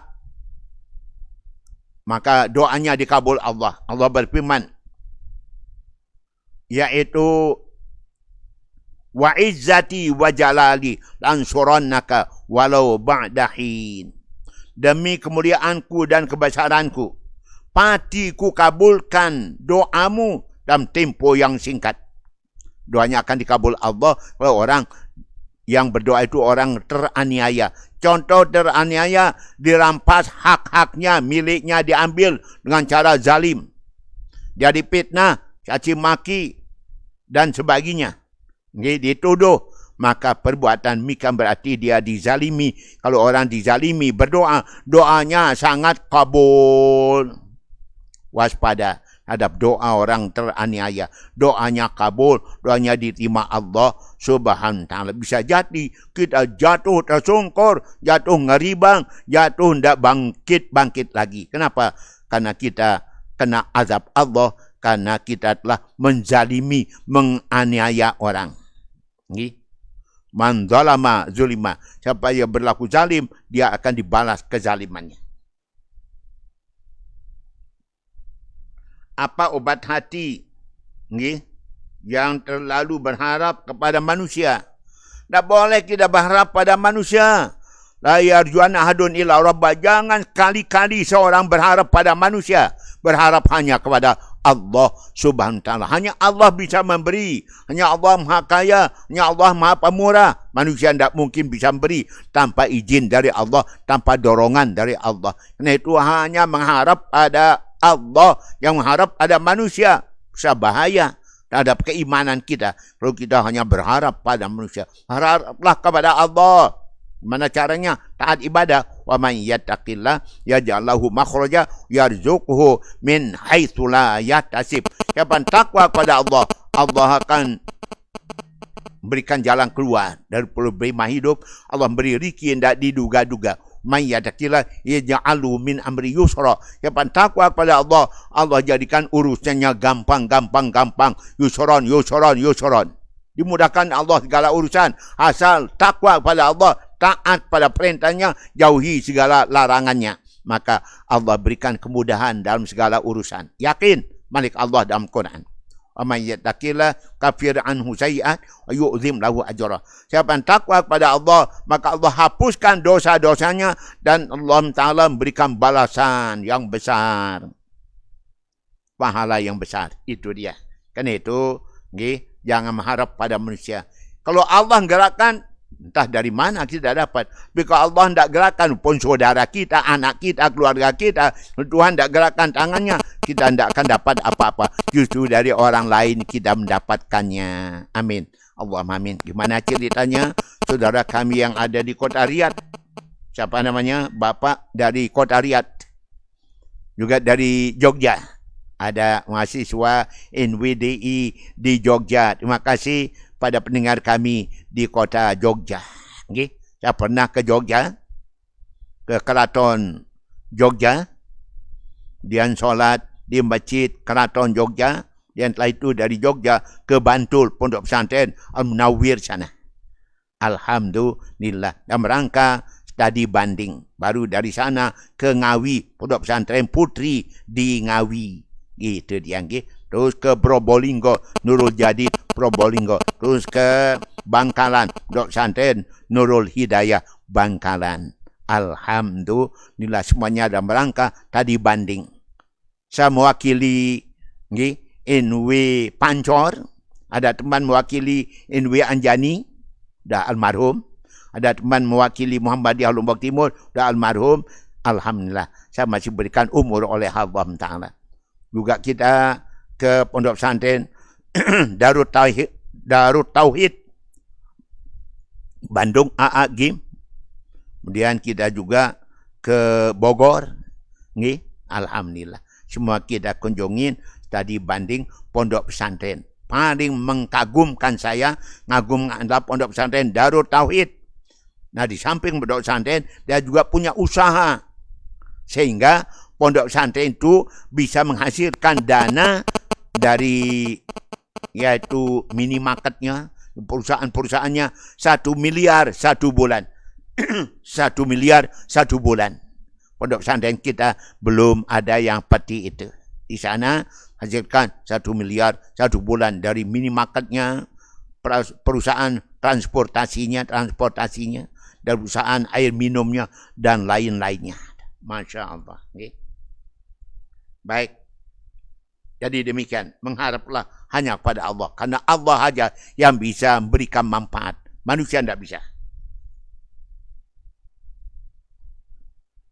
Pertanyaan, bagaimana cara mengatasi anak yang sudah kecanduan main game?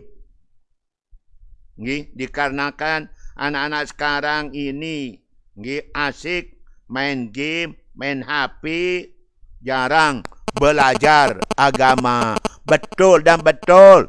Jarang baca Quran, hanya pegang HP saja, gadget saja. Gitu. Itu hajanya ditonton. Berjam-jam habis waktu untuk itu. Anak-anak kecil sampai yang lebih besar, seperti itu yang kelihatan. Apa yang terjadi? Mereka jadi malas belajar, malas ibadah, kemudian habis uang hanya untuk beli pulsa atau yang lainnya. Ujungnya apa?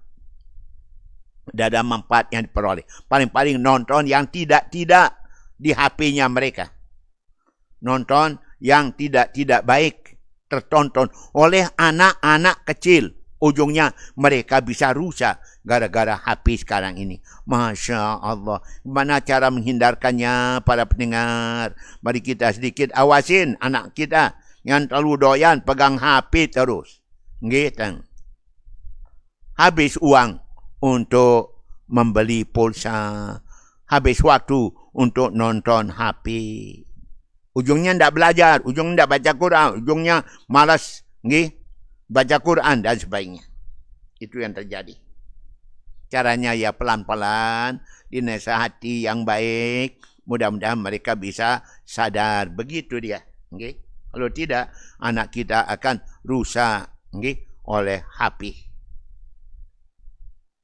Gimana cara kita nasihati orang di sekitar kita yang tidak mau sholat? Ini dia. Orang yang malas sholat. Fakhalafa min ba'dihim khalfun adha'us sholat wattaba'us syahawat fasawfa yalqawna ghayya. Lah datang satu generasi manusia yang mereka itu malas sholat dan hanya nurkan hawa nafsunya, kesenangannya, maka mereka akan menemui ghayyan, kehancuran, kebinasaan, kesesatan, kerusakan akan terjadi pada umat manusia. Malas sholat, hanya ikutin hawa nafsunya saja. Di mana-mana sekarang terjadi demikian. Rusaknya akhlak karena orang malas sholat. Inna sholat atanha anil fahsya'i wal munkar. Sholat mencegah kejahatan mungkaran. Maka di mana-mana kejahatan mungkaran merajalela. Mati karena orang tidak sembahyang. Atau sekedar sembahyang-sembayangan. Tidak sungguh-sungguh sholat. Besok terjadi dialog antara ahli syurga, ahli neraka. Masalakakum fi saqar. Kenapa kalian masuk neraka Saqar? Kata ahli syurga pada ahli neraka. Qalu lam naku minal musallin. Kami masuk neraka, hai saudaraku, karena kami dulu malas salat, malas sembahyang. Nah, ini dia. Walam naku nut'imul miskin. Kami masuk neraka Saqar karena kami orang-orang pelit, tak suka sedekah sama orang miskin, anak yatim. Kemudian berikutnya, kunna nakhudu mal khaidin. Kami dulu suka ngomongin orang, bicara-bicara yang lago sama orang-orang, banyak ngomong, banyak bicara. Kemudian kunna nukadzibu biyaumiddin. Kami dulu tidak percaya ada azab kubur, ada kebangkitan, ada padang mahsyar, ada syaratul mustaqim, ada pahala, ada dosa, ada neraka, ada surga. Kami tidak percaya. Nyata sekarang kami rasakan. Oh, nyesalnya kami. Lau kunna nasma'u au naqilu ma kunna fi ashabis. Dia kata kami dulu mau mendengar dan mau mengikuti, hendak kami menjadi penghuni neraka sa'ir. Katanya orang masuk neraka besok hari kemudian. Karena dulu tidak mau dengar kata-kata alim ulama, dan mendengarkan nasihat ahli agama. Akhirnya penyesalan yang terjadi. Oh, na'udzubillah min dzalika. Itu dia. Sulitnya orang zaman sekarang untuk diajak mau salat. Rumahnya di samping musalla masjid, mereka tidak datang-datang untuk salat. Dan Nabi bersabda, la salata li jaril masjid illa fil masjid. Tak ada arti salat bagi orang tetangga di masjid kecuali dia salat di masjid, salat musalla. Ayo, mau apa lagi kita? Apakah benar jika seorang istri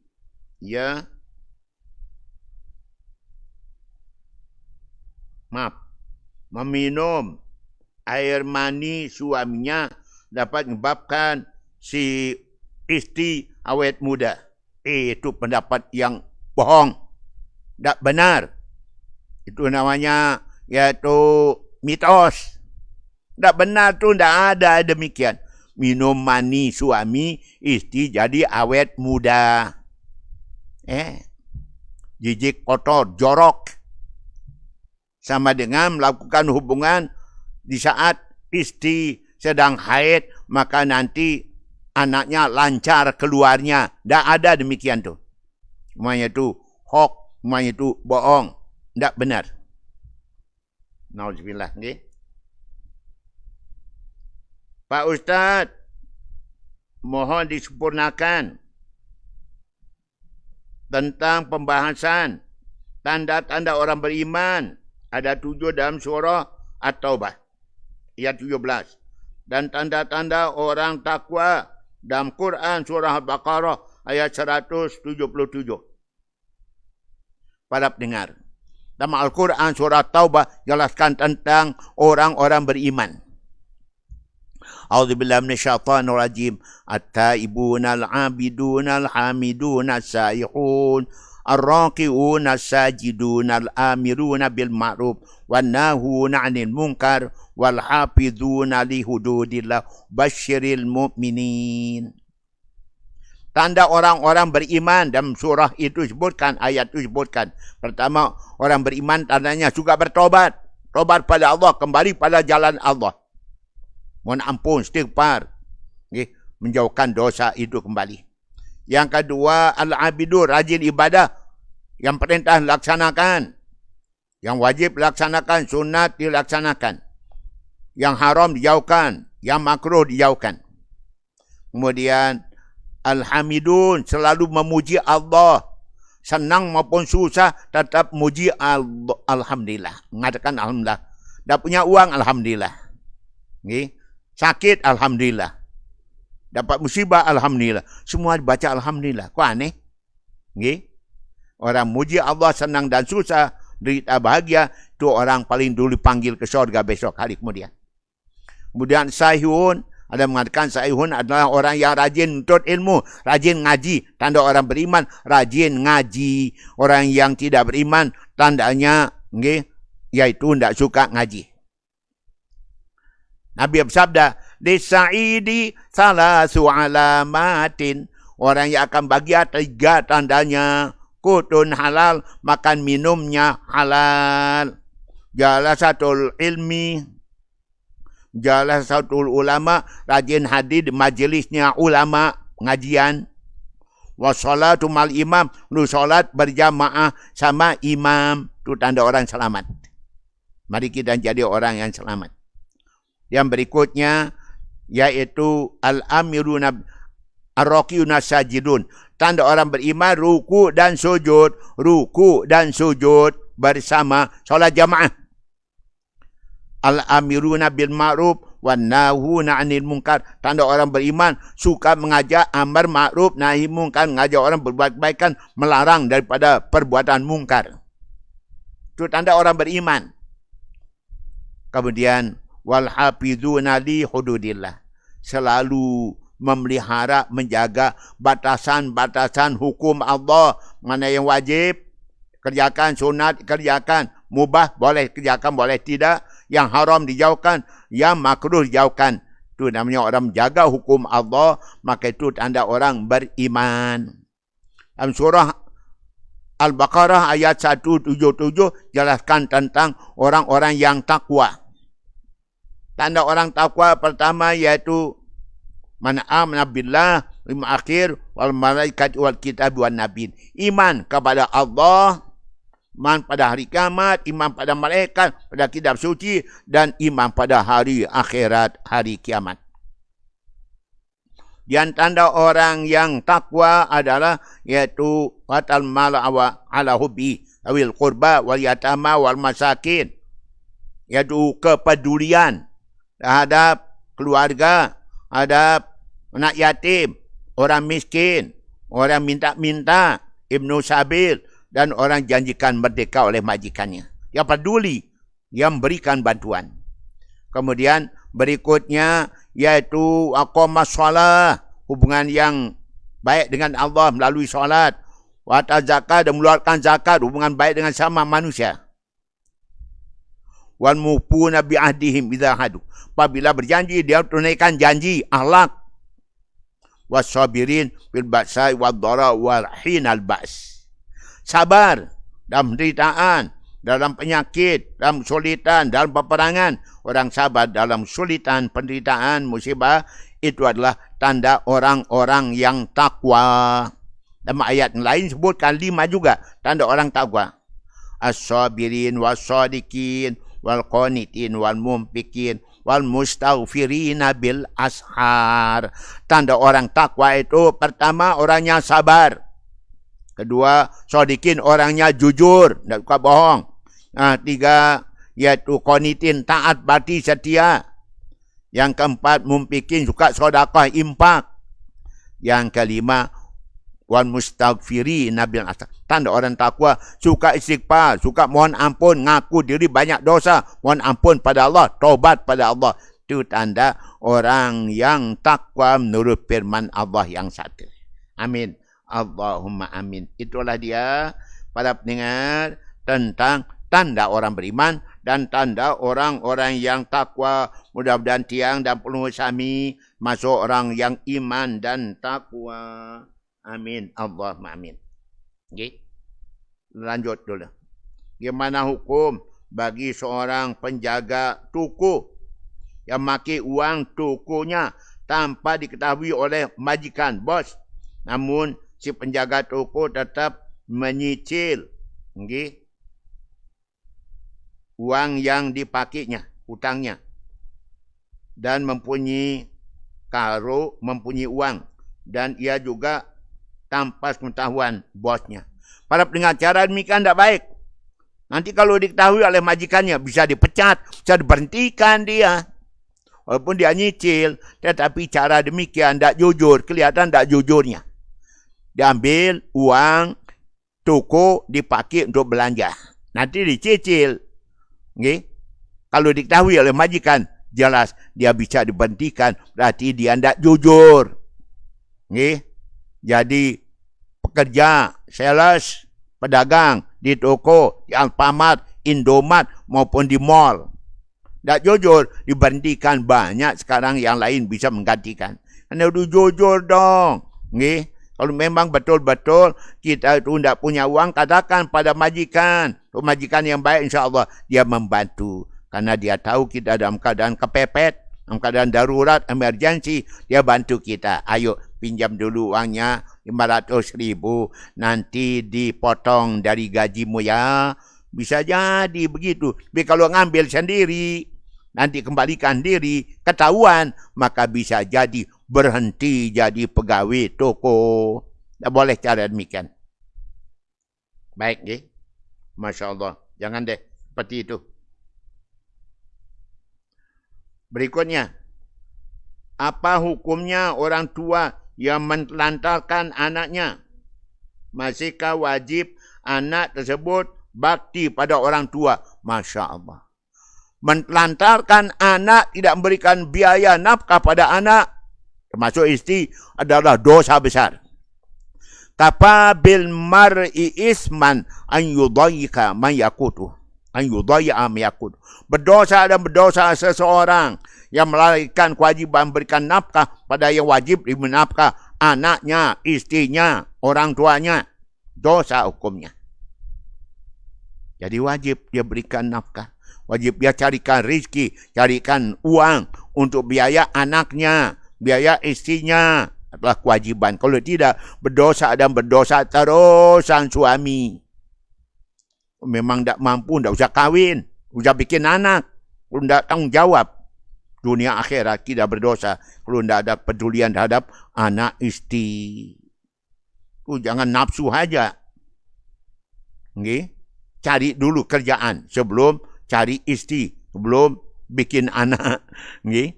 Supaya tanggung jawab kita dunia akhirat. Ya Allah. Baik. Okay? Kemudian, apakah wajib bakti seorang anak? Tetap wajib bakti seorang anak, seorang ibu. Okay? Supaya melatih anaknya tetap hormat sama ayahnya yang tidak tanggung jawab. Bukan disuruh durhaka, bukan disuruh melawan, bukan disuruh tak usah ingat pada orang tua yang tak tanggung jawab. Tetap disuruh sambil disuruh anak mendoakannya. Dan anak-anak yang saleh doakan orang tuanya sadar insaf, kemudian mau tanggung jawab. Itu mestinya. Sebenarnya, kalau orang tu benar-benar rajin solat, rajin ibadah, jauhkan yang dosa-dosa, insya-Allah Allah memberikan jalan keluar dari kesulitan dan penderitaan. Bisa jadi orang tuanya malas solat. Bisa jadi orang tuanya rajin berbuat dosa maksiat. Ujungnya apa yang terjadi? Yaitu orang tuanya kesulitan mencari rezeki. Wa inna rajula la yuhramu rizku bidzambi sibu. Bisa jadi seorang diharamkan dapat rezeki karena dosanya terlalu banyak. Dan suka minuman keras, suka narkoba, suka maling, nipu daya, jambret, nodong, nyopet, nyolong. Sulit rezekinya karena dosanya yang banyak, dosa yang banyak. Apalagi tidak sembahyang, tambah lagi. Karena itu pada rajin ibadah, rajin sholat, jauhkan dosa, insya-Allah murah rezekinya. Walaupun tidak kaya raya, tapi murah rezeki. Itu dia syaratnya kalau murah rezeki, mau murah rezeki. Mari kita kerjakan ibadah kita masing-masing. Baik. Bagaimana atau apakah ada amalan menghilangkan maksiat atau kebiasaan maksiat?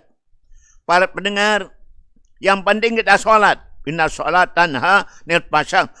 Sungguhnya solat mencegah kejahatan, mungkaran. Semuanya solat, rajin solat, padu, solat jamaah, solat sunat. InsyaAllah orang bersangkutan tidak akan senang berbuat dosa dan maksiat. Solat mencegah kejahatan dan kemungkaran. Sebab orang berbuat kejahatan, mungkaran mati karena mereka malas solat, malas ibadat. Kalau mereka rajin solat, zikir, rajin doa, baca Quran, apalagi tambah tahajud, insyaAllah selamat orang itu pada kejahatan dan kemungkaran. Ini gimana? Malas solat. Ikutin kehendak syaitan, kehendaknya hawa nafsu. Afara'aita man ittakhadha ilahahu hawa. Maka kamu tidak melihat orang-orang bertuhan pada hawa nafsu. Ujungnya dosa-dosa terus dikerjakan. Alam ma'ahad ilaikum ya bani Adam alla ta'budu syaitan. Kankah aku telah janjikan padamu, hai anak Adam, jangan kalian taati syaitan. Nahulakum adu mubin. Syaitan itu musuh kalian yang nyata-nyata. Sebab orang itu mengerjakan dosa maksiat karena mereka nurutkan kehendak hawa nafsu dan syaitan. Itulah akibatnya. Coba rajin solat, rajin ibadah, baca Quran, berahlak yang mulia. InsyaAllah jauhkan pada dosa maksiat. Ujungnya Allah mudahkan rezeki. Allah mudahkan rezeki kita. Amin. Allahumma amin. Itu antara lain cara kita menghilangkan maksiat terjadi. Adakan pengajian, adakan dakwah. Semua kita membutuhkan adanya pengajian supaya anak jari kita, famili kerabat tetangga kita jadi orang baik-baik, tidak jadi ahli maksiat. Itu dia, okay? Ini ada yang terjadi. Gimana hukumnya? Okay? Tidak melakukan solat jamaah, tidak mengizinkan solat jamaah, solat Jumat, okay? Karena corona bila hari. Akhirnya masyarakat berpecah. Ada yang mengatakan bagi dah solat jamaah, solat Jumaat. Sebagian masih melarang. Sampai sekarang kan ni. Oh sudah berhenti. Dah ada jalan lagi kita. Alasan duk tidak berjamaah, tidak Jumatan. Oh dah. Pakai maskar silakan. Boleh pakai maskar. Tapi tidak lagi kita. Tidak solat jamaah, tidak Jumaat. Jangan lagi. Tidak berjamaah, tidak Jumatan. Dosa hukumnya. Musyawarah. Rundingkan. Dah boleh. Sudah boleh kita sekarang solat jamaah, solat Jumatan, pengajian dan semuanya sudah boleh. Okay? Tapi kalau mau pakai maskar bagus juga. Pakai maskar bagus juga. Supaya tidak ada rasa khawatir kena lagi oleh COVID-19. Gitu dia. Jangan ada lagi yang masih tidak Jumatan. Takut corona. Tidak jamaah. Takut corona. Takut pengajian. Karena takut. Tidak lagi. Yang penting waspada. Pakai masker. Apalagi sudah suntik. Umpama suntikan kedua atau booster. Tentu tidak ada rasa khawatir lagi. Tidak ada lagi. Yang demikian zaman sekarang. Silakan dilanjutkan. Solat Jumaatnya. Solat jamaahnya. Tidak perlu khawatir lagi. Kecuali tempat tertentu. Mana hukumnya kita nyandak sawah. Enggak orang punya sawah rugi. Itu dia para pendengar. Ada orang minjam uang 10 juta. Dengan syarat dia harus serahkan sawahnya atau kebunnya. Dipakai, dimanfaatkan oleh tempatnya minjam. Dia tanamin, dia ambil kemanfaatan dari sawah atau kebun. Jadi kalau sudah punya uang baru kembali. Maka itu termasuk berarti minjam uang dengan manfaat bagi orang punya uang. Itu termasuk daripada riba. Masuk riba. Kulu jarin. Kulu kardin jara mampah bawa riban. Tiap orang yaitu berutang. Kemudian dapat keuntungan dari memberikan orang berutang. Maka itu adalah masuk riba. Sampai hasil sawah maupun kebunnya sampai dengan jumlah hutang. Berarti dia memberikan 2 kali lipat ganda. Hutangnya 10 juta, penghasilan sawah kebunnya 10 juta. Berarti 10 juta dikembalikan 20 juta. Berarti riba yang luar biasa. Gimana hukumnya membeli tebu yang masih di sawah? Yang belum ditebang, masih kecil. 1 hektar, harga 5 juta kali panen. Kalau belum masanya dipanen, ya harus masanya dipanen baru beli. Langsung kita potong. Supaya tidak rugi bagi orang membeli. Siapa tahu nanti datang penyakit. Datang penyakit bagi pohon tebu sehingga orang membelinya rugi dan nyesal. Tak boleh terjadi rugi nyesal dalam Islam jual beli. Harus sama-sama untung antarodin. Sama-sama ridho dan sama-sama untung yang terjadi jual beli. Yang disebut jual beli iaitu jual beli ngandung iaitu kerugian. Bai'ul gharari, jual beli ngandung tipu daya. Tak boleh terjadi. Bagaimana cara kita menjalin hubungan yang baik dengan tetangga, saling bermanfaat. Khairun nas anfa'uhum linnas. Orang paling baik, orang bermanfaat kepada sesama. Kita berbuat baik kepada tangga kita, insya-Allah kita baik hubungan dengan mereka. Cara mahkamah dengan tetangga, saling peduli dengan tangga, insya-Allah saling hormati dengan tangga, maka berarti kita hubungan baik dengan tetangga kita.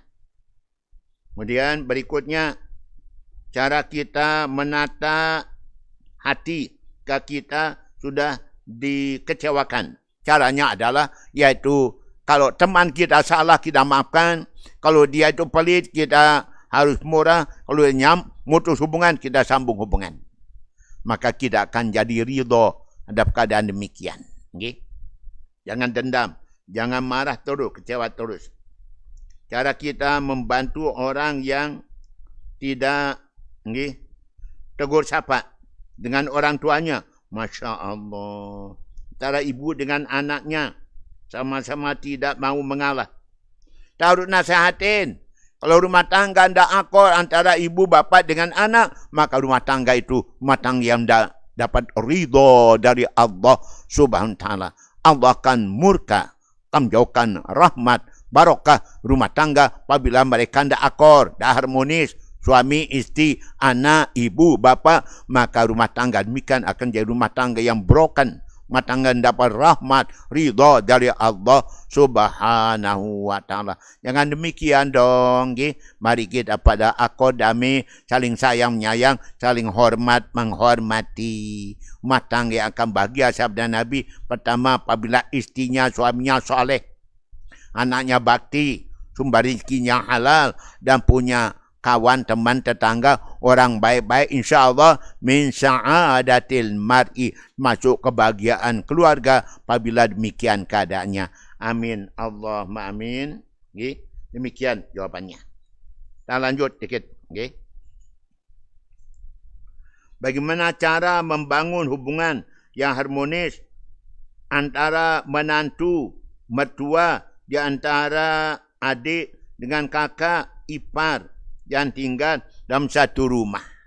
Para pendengar, Nabi bersabda, "Idza arada Allah bi ahli baitin khaira." Apabila Allah menghendaki satu keluarga, satu rumah bahagia, harmonis, maka Allah jadikan, yaitu masing-masing semuanya rajin ngaji, nuntut ilmu dan mengamalkan agama dalam kehidupan mereka berumah tangga. Kemudian satu sama lain saling menghormati, saling menyayangi. Kemudian mereka itu punya sumber rezeki yang halal.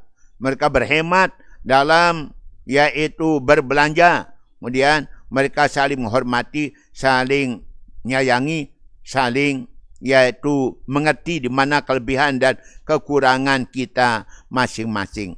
Insya Allah rumah tangga demikian akan jadi rumah tangga yang baik, yang harmonis, yang bahagia, yang selamat dunia dan akhirat. Amin. Allahumma amin. Mudah-mudahan seperti itu yang terjadi. Dalam Islam ada prinsip tahabub, saling cinta mencintai. Kemudian tarahum, saling menyayangi. Takarum, saling memuliakan. Kemudian ta'awun, saling tolong-nolong. Tasawur, saling bermusyawarah. Kemudian yaitu tasamu, saling tenggang rasa. Kemudian ta'afub, saling memaafkan. Kalau ini prinsip hidup dilaksanakan dalam keluarga, rumah tangga, insyaAllah rumah tangga demikian, rumah tangga yang penuh dengan barokah. Rumah tangga yang sakinah, mawaddah, warahmah, saling menghargai, saling menghormati satu sama lain. Sedikit sama sedikit, banyak sama banyak. Insya Allah, Allah meridai rumah tangga kita. Moga-moga amin. Allahumma amin.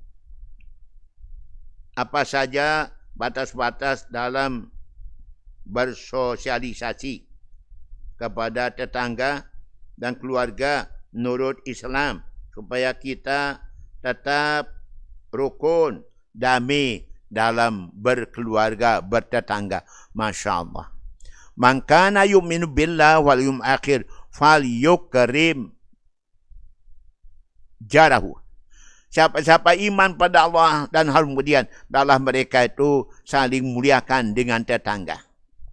La tadkhulul jannah hatta tu'minu la tu'minu hatta tahabbtum. Kalian tidak mungkin masuk surga enggak kalian yaitu beriman, tidak mungkin kalian menjadi orang beriman sempurna sehingga kalian sayang, menyayang, cinta, mencintai satu sama lainnya. Mari kita laksanakan anjuran Nabi ini. Terakhir mungkin oh iya, sudah tadi tanda-tanda kiamat yang disebutkan tadi, khurujud dabbah, keluarnya binatang dari dalam tanah, dalam bumi, keluar nanti mendekati kiamat. Itu adalah tanda kiamat yang sudah dekat. Sudah dekatnya kiamat apabila seperti itu yang terjadi. Para pendengar, ini yang dapat kita sampaikan pada kesempatan ini. Semoga ada manfaat gunanya. Terima kasih pada pengusaha yang telah mendoakan kami. Mudah-mudahan doa pengusaha dikabul Allah Subhanahu wa taala. Kita saling doa Orang yang jauh mendoakan saudara yang jauh, doanya paling kabul. Malaikat mengaminkan doanya dan mendoakan kita juga seperti doa kita pada saudara yang jauh tempatnya. Moga-moga amin Allahumma amin. Makasih akhirnya. Wallahu a'lamu bis-shawab. Wallahul muwaffiq wal hadi la sabilur rasyad. Wassalamualaikum warahmatullahi wabarakatuh.